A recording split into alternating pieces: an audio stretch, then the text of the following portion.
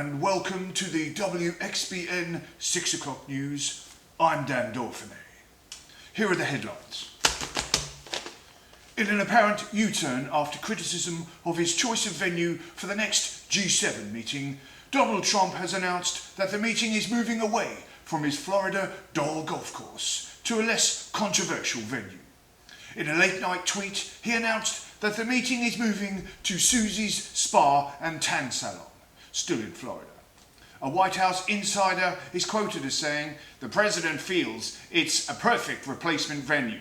He can stitch up some of his allies in the morning and pop into the adjoining salon for a coiffure and orange face top-up at lunchtime." In the UK, Brexit is being renamed Brindecision after the apparent total inability to follow through on the decision of the UK electorate to originally vote to leave the EU. Here in Canada, the re-elected Prime Minister Justin Trudeau has promised to continue forward with his key policies of constantly saying sorry for everything and trying to look good in different cultural outfits.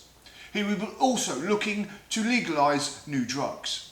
A source close to the Prime Minister said, his hope is that, like when he legalised cannabis, he can continue to ensure the electorate are half-stoned and not realise how crap he is. But the main story tonight is the emerging controversy surrounding the rising and very talented, really? Who wrote this? The rising YouTube star, Steve, the optimistic gardener, Farley. After the release of his critically acclaimed new video and hot tip for the award season, How to Make a Cornish Pasty, there have been demonstrations on the streets and near rioting in Cornwall. In a new development, demonstrators are now picketing the filmmaker's house in the desirable and chic Hubbards area south of Halifax. We can now go live to our chief roving reporter, Ethan Farley, who is there at the scene of the demonstration. Ethan, can you give us a sense of the atmosphere down there on the ground? Well, Dan, as you can see, there is a large and noisy demonstration going on here in the picturesque village of Hubbards. What do we want? Turnips! When do we want them? Directly!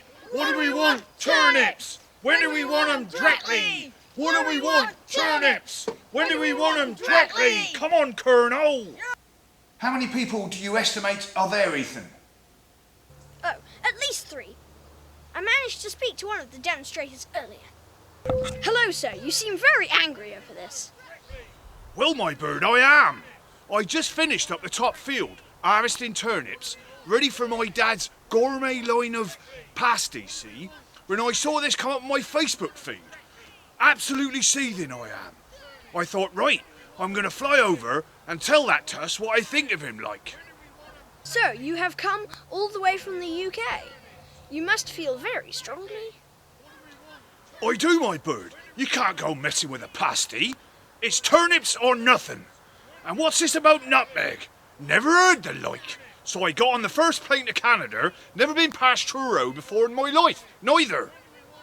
Well, Dan, as you can see, feelings are running pretty high down here in Hubbards.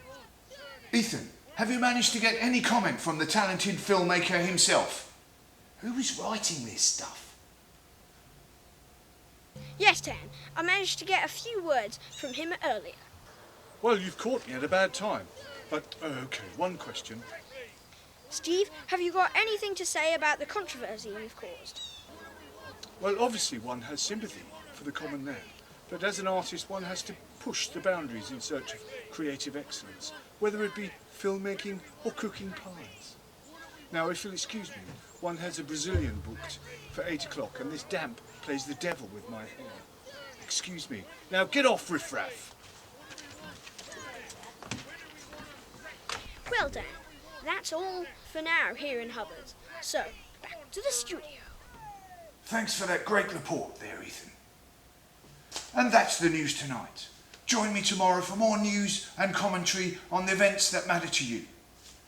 Jobs are good. Now, where's them pasties that Farley sent over? They smell absolutely delicious. Ooh.